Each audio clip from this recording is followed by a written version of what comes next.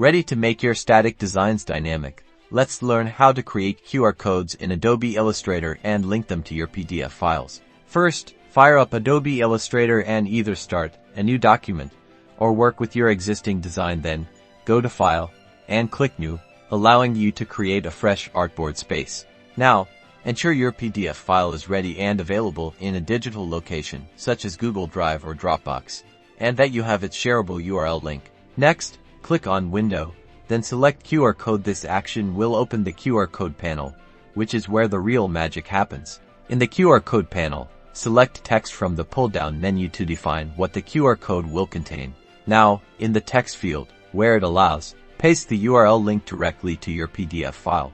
Play around with settings like size, color, and error correction to personalize your QR code. When you're satisfied with the look, click Generate. Your QR code is now successfully created. You can resize it, position it, and tailor it to precisely fit within your design.